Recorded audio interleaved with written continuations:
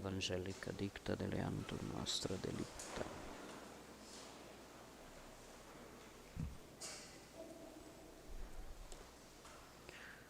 Filhos, quando vemos em comum a leitura de Oséias e o versículo que nosso Senhor cita no final do Evangelho: quero misericórdia e não sacrifícios, conhecimento de Deus, mais do que holocaustos.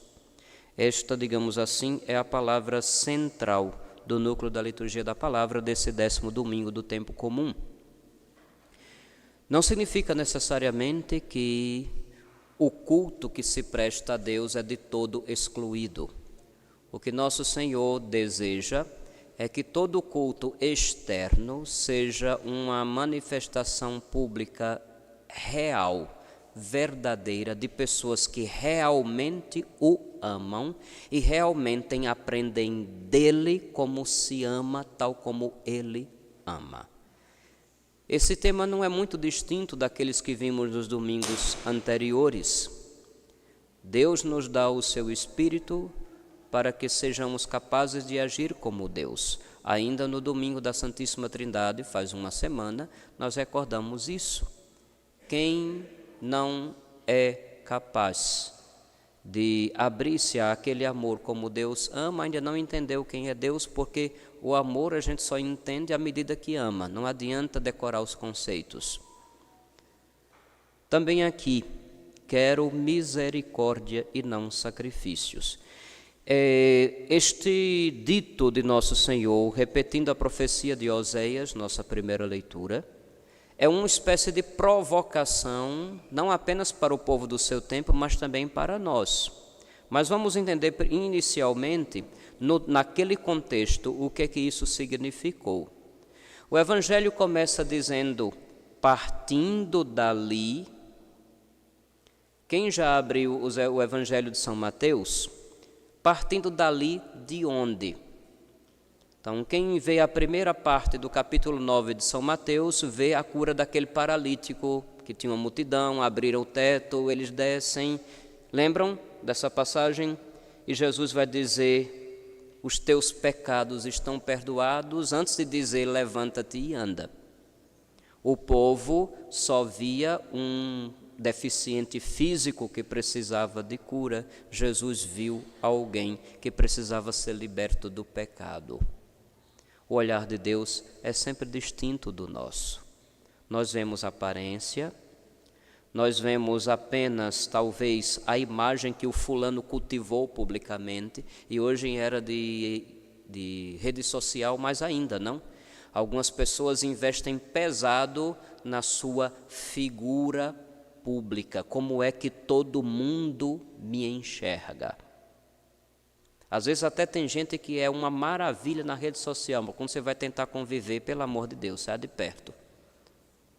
Ou o contrário, também pode acontecer. Pessoas que parecem fechadas e chatas em aparições públicas, mas se você sentar à mesa, revela-se uma pessoa completamente diferente. Pode acontecer ambas as coisas. Então vejam bem, Deus não olha como nós olhamos. Ele partiu dali, daquele momento da cura do paralítico. Lembra que a cura do paralítico é tirar alguém de uma situação de pecado que impede a pessoa de ser livre.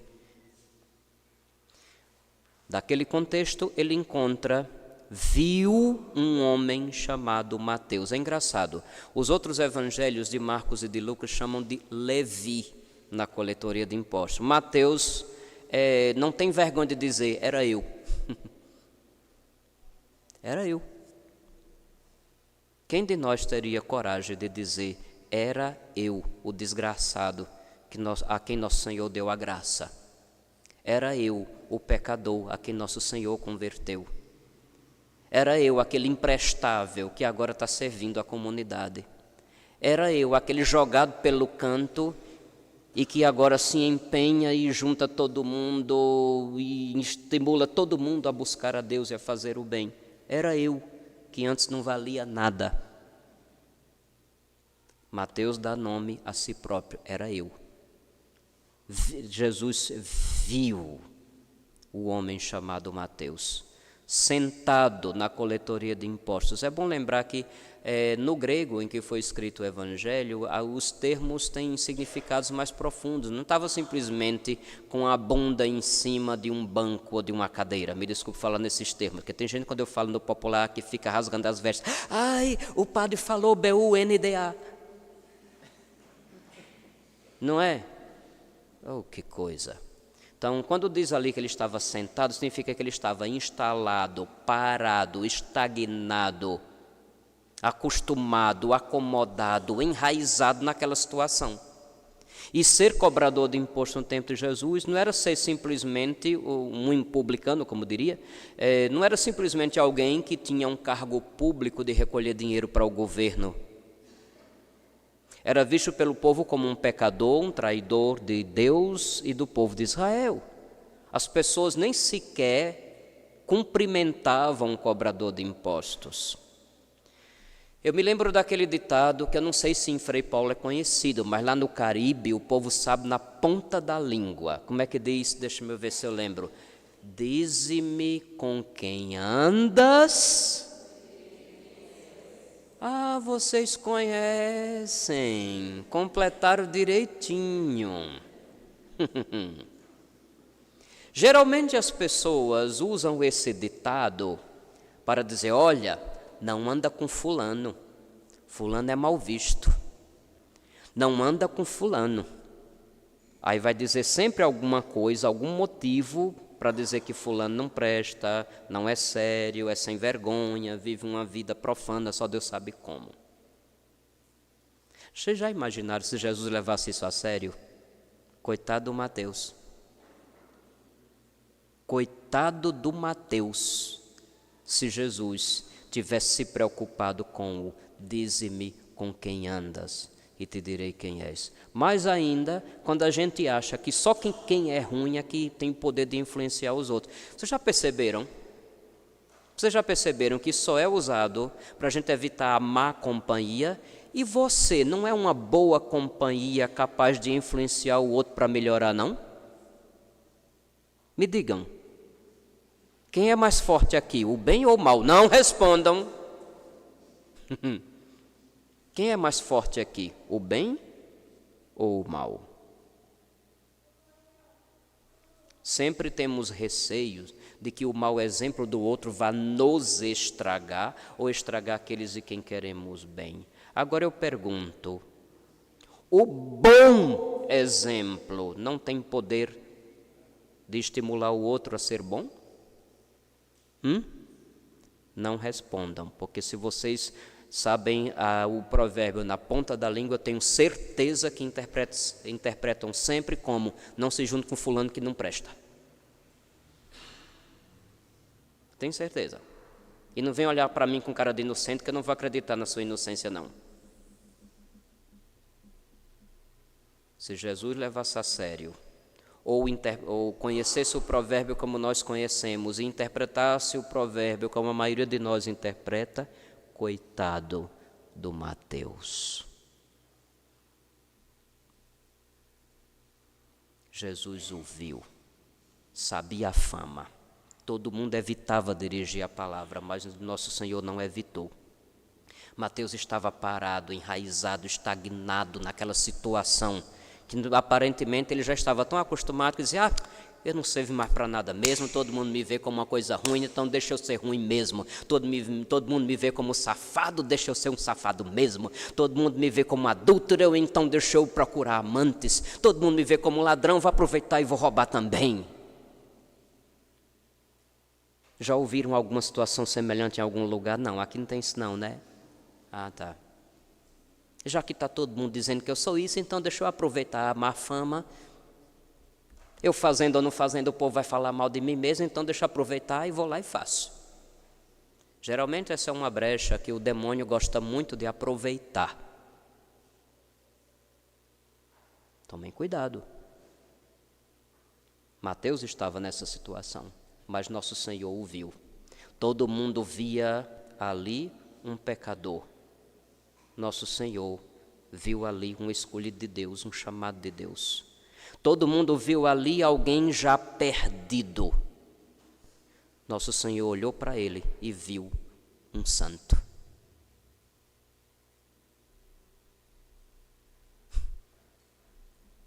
Todo mundo via em Mateus um caso perdido. Nosso Senhor enxergou diferente. Chegou até ele e disse: segue-me. Não é igual você faz no Instagram procurando seguidores. Não pediu like. É como se Jesus dissesse: venha comigo. Venha viver como eu. Venha passar pelas mesmas coisas que eu vou passar. Porque na Bíblia, especialmente no Evangelho, seguir não é correr atrás, igual se faz no trio elétrico em época de carnaval. Seguir é conhecer o Senhor e desejar e se empenhar em ser como Ele. Talvez alguém se espante quando eu digo essas palavras, eu digo assim: mas padre, não acho que é demais não a gente querer ser igual a Jesus? Não, não é demais não. Porque se você não quiser ser como Jesus, por que você entrou por essas portas? Se você não quer aprender de Jesus como se vive, o que é que veio fazer aqui? Vai embora então, fica à vontade, ninguém é obrigado a entrar. E durante a missa as portas permanecem abertas.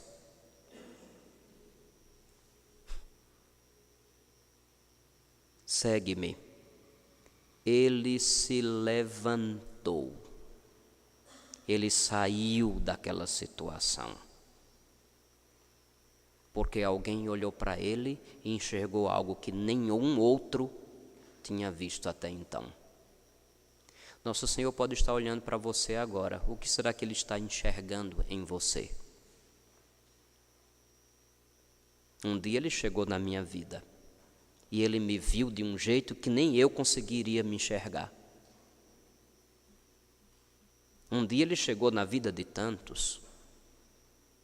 Um dia Ele chegou na vida de Agostinho. E o que todo mundo via como um jovem inteligente, mas confuso, Ele viu algo maior. Um dia Ele chegou em Francisco de Assis, o santo, não eu. E enquanto todo mundo via um playboy, Ele viu algo diferente. E a graça agiu, Francisco acolheu, e hoje a gente conhece o santo. Ele se levantou e seguiu Jesus. Não parou aí. O exemplo de Mateus arrastou, atraiu para si outros que ainda não tinham se convertido nem se decidido. Jesus rejeitou-os? Não, sentou à mesa com eles. Eu sei que tem muita gente aí querendo justificar a safadeza e não chamando ninguém à conversão, que fica só nesse segundo pedaço do trecho do Evangelho. Tá vendo? Jesus fazia banquete com quem não prestava. Sempre tem um sem vergonha que não quer se converter e ficam dizendo por aí: Jesus me aceita como eu sou. Mentira. Isso não é verdade. Ele te recebe do jeito esbagaçado que você está, do jeito imprestável que você é, mas Ele enxerga além. E vai convidar a estar com Ele, a aprender dEle e a viver como Ele, tal como fez com Mateus. É sempre um chamado à conversão que nosso Senhor faz quando se aproxima do pior dos pecadores. Nunca para deixar no pecado. Ele disse que veio para os doentes, não para os sadios. No grego original, a palavra, ele veio para os maus. Ao pé da letra é isso que significa. Ele veio para os maus, não para os justos, bons e perfeitos. Porém, um médico que chega num doente e não dá o remédio para tirar o doente da doença, não é um bom médico. Ou estou falando do grego demais hoje? Então, essa história de dizer que eu vou continuar no meu pecado e Deus é amor e vai me aceitar, isso aí é desculpa de gente que não se quer converter. Mateus deixou aquela vida que todo mundo conhecia como vida de pecado. E nosso Senhor não rejeitou os amigos que, vendo o que estava acontecendo na vida de Mateus, ficaram curiosos. E talvez tenha sido aquele instante ali com o Senhor o momento da graça para o começo de uma nova vida para cada um, se não para todos que estavam à mesa. Então a gente não precisa, meus filhos, ter medo. Tem certas atitudes que a gente precisa tomar por confiar mais em Deus do que na outra pessoa. Porque talvez aquela atitude de atenção, de estar junto, de dar ouvidos, de não espantar a pessoa, digamos assim, seja aquele bálsamo que esteja faltando na vida daquela pessoa para que ela mude, se converta, busque a Deus e se torne um santo, se torne uma santa. Já falei para vocês em algumas ocasiões que eu gosto de vira e mexe, eu me recordo de algumas coisas que me aconteceram literalmente.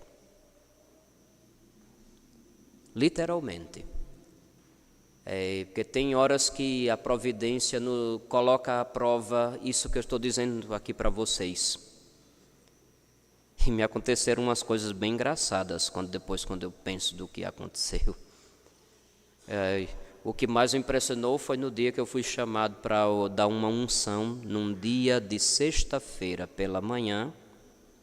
E foi uma criança que veio, padre, estão chamando o senhor ali para o sacramento, a mulher está doente, está quase morrendo. Aí o menino nem sabia dizer o que é que era. Mas eu intuí logo, juntei tudo para a unção. Aí só um dia você me acompanha? Sim, a gente foi a pé. Eu estava em Maruim, minha primeira paróquia. Ainda estava no meu primeiro mês para o segundo mês na cidade. E à medida que caminhávamos, eu já havia lido um pouco sobre a história da cidade e a gente tomou um rumo, aí disse, ai meu Deus, será que vai para o lugar que eu estou imaginando? E tomou aquele rumo e a gente foi para Canafístula. Caso alguém de Maruim esteja nos acompanhando nas redes sociais, já vai entender imediatamente o que eu estou querendo dizer. Canafístula, naquela ocasião, e talvez no passado, era conhecido como zona de prostituição. A gente tomou o rumo da Canafístula. Eu acompanhei. Entramos, tinha um longo corredor cheio de quartinhos. Vocês estão imaginando, né? É isso mesmo. Olha, já tem gente indo. Mas era isso mesmo. Eu entrei no corredor. Fomos até um quarto que tinha. Na porta dava para ouvir os gemidos da mulher que estava em estado terminal de câncer de mama. Aquele monte de mulher lá no fundo. Eita, é o padre, todo mundo se ajeitando para ficar mais composta. E eu disse, bom dia. A gente foi entrando lá, eu vi aquele sofrimento. Demos o sacramento da unção. E perguntei, vocês sabem rezar? Ficaram se entreolhando. Sabe rezar o texto da misericórdia? A gente sabe não, padre. Então é o seguinte, eu vou dizendo aqui, vocês vão entender logo que tem as respostas que se repetem. Tudo bem. Me coloquei de joelho no pé da cama e depois de ter dado a unção, a gente foi rezar o texto da misericórdia. E estava aquele monte de mulher dentro as que cabiam no quartinho e as que ficavam na porta, no corredor, todo mundo rezando. Naquele dia, elas rezaram. À medida que passava o tempo, aquela mulher que estava no sofrimento foi se acalmando. Ela morreu naquele mesmo dia à tarde.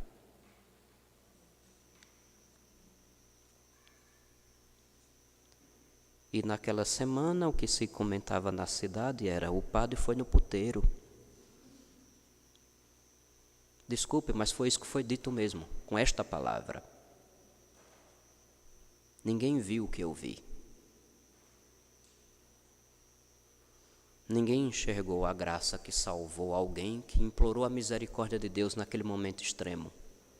Talvez aquela mulher tenha tido uma graça que muita gente piedosa pede e não alcança.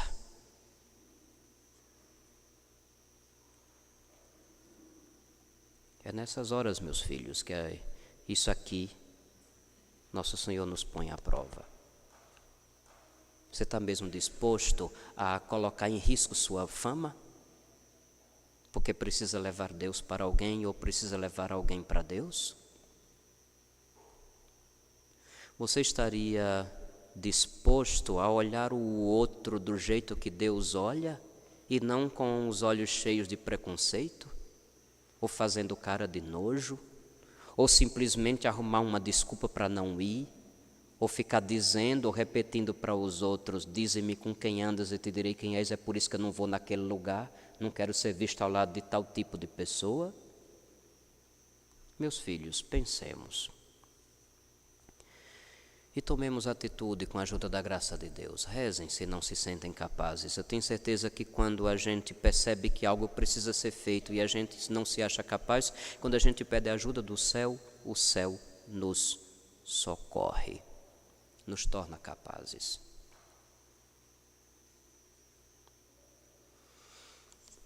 Deus vê. Talvez você não veja.